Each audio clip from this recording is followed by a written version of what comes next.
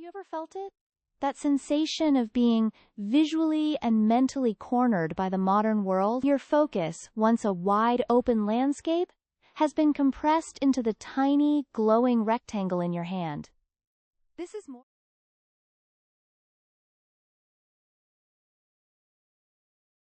We live our lives in a state of perpetual tunnel vision.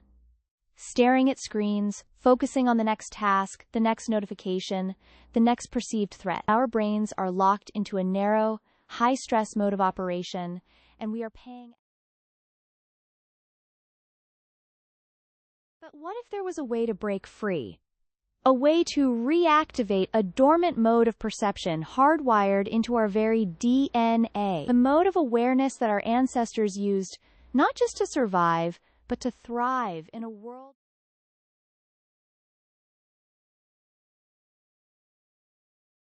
This isn't science fiction. It's a trainable skill. A neurological reset button. Today, we explore a simple, 10-minute daily habit designed to unlock your brain's hidden perception field, transforming not just what you see.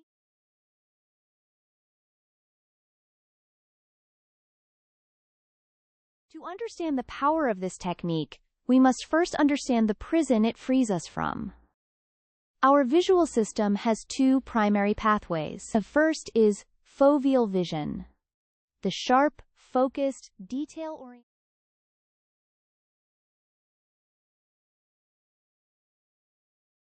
This is your what system. It identifies objects, reads text, and scrutinizes details. It's metabolically expensive, requiring immense concentration and processing power. It is inextricably linked to our analytical. The second pathway is our peripheral vision. This is our where system.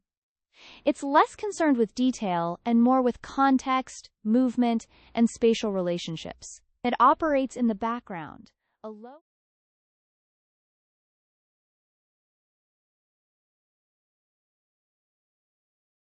Crucially, these two systems are wired differently into our nervous system. Focused, foveal vision activates the sympathetic nervous system. It's the fight-or-flight mode, narrowing our attention to assess a threat.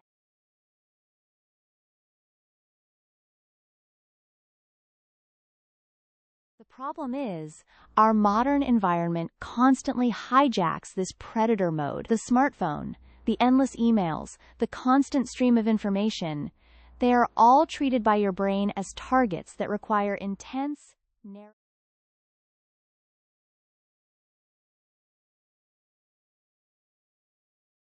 This chronic activation of foveal vision keeps us in a low-grade state of fight or flight. It elevates cortisol, increases heart rate, and creates a sense of agitation and anxiety. We become blind to the bigger picture.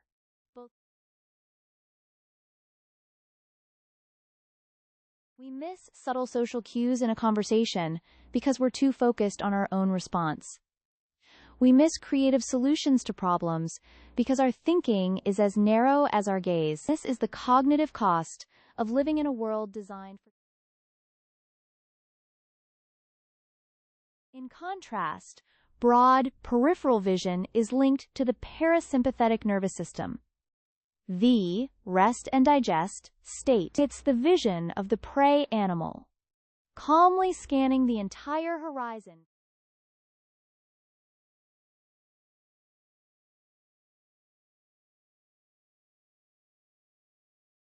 So how do we consciously make this shift? How do we escape the tunnel and reclaim the panorama? The answer lies in a simple 10-minute daily practice. A deliberate drill to expand your field of perception and, in doing so,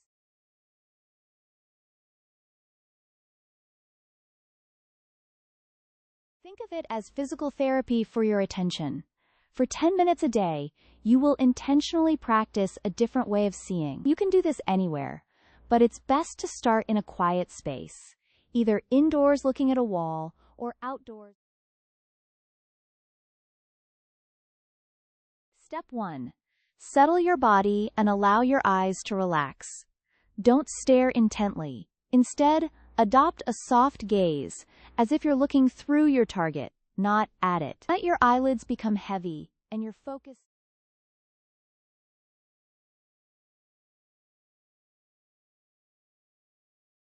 Step 2.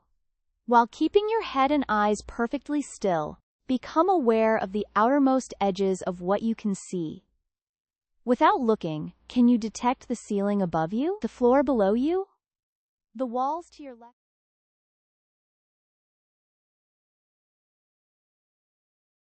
The instruction is not to look at the periphery, but to become aware of it. Simply notice the vague colors, shapes, and any subtle motion that might be occurring at the very edge of your perception.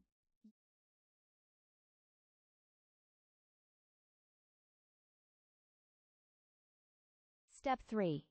Hold this state of wide-angle awareness. Your mind will want to dart back to narrow focus, to latch onto a detail. Gently guide it back. Your only task for these 10 minutes is to keep.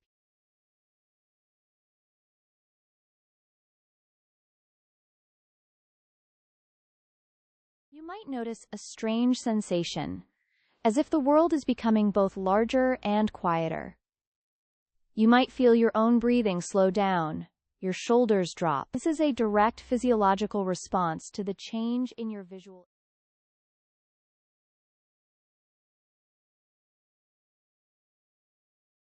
This isn't just a relaxation trick. It is a profound neurological intervention. When you deliberately engage your peripheral vision, you are actively downregulating your amygdala, the brain's alarm center. You are manually.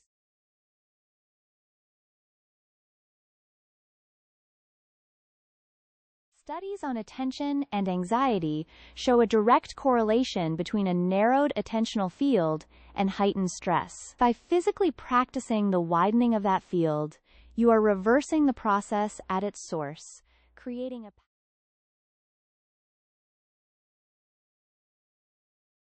Furthermore, this state of open monitoring is associated with a surge in alpha brainwaves. These are the brain's idle or creative waves, dominant during states of relaxed alertness, light meditation, and right before.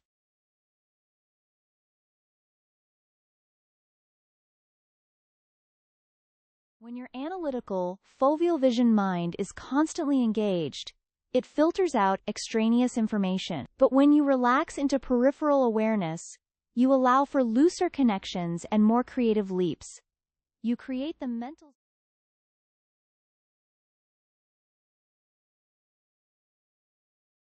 This is what psychologists call soft fascination. Unlike the hard fascination of a phone screen, which depletes your attentional resources, soft fascination, like watching a landscape, restores them. This 10-minute.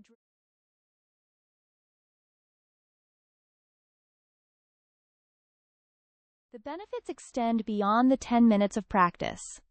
As you become more skilled at accessing this state, you can deploy it in real time. In a stressful meeting, you can subtly widen your gaze, taking in the whole room.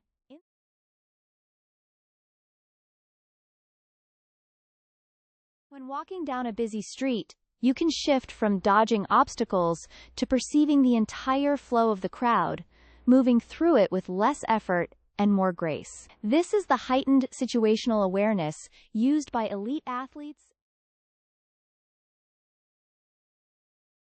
They don't just focus on the ball or the opponent. They are simultaneously aware of every player on the field, every subtle shift in position. Their perception is not a spotlight. It is a floodlight, illuminating the entire context of the game. This habit, over time, retrains your brain's default setting. It teaches your nervous system that it's possible to be alert without being tense, aware without being anxious. It creates a new baseline of calm, open consciousness.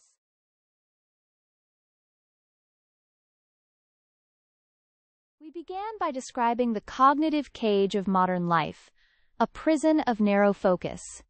This 10-minute practice is the key. It doesn't tear down the walls.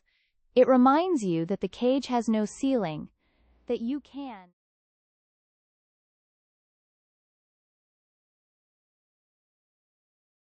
It is a return to a more fundamental way of being, a reclamation of a sensory capacity that has been muted by the noise and intensity of our world. It's not about seeing more things, but about seeing the relationships between them, perceiving the whole. Commit to this for just 1 week, 10 minutes each day. Find a quiet moment, settle your body, and simply allow your perception to expand. Don't strive for a result. Just hold the intention of open awareness and observe what happens. You are not just training your eyes. You are training your brain to exit its state of chronic, hyper-focused stress. You are training your mind to find safety and creativity in the vast, open spaces of perception.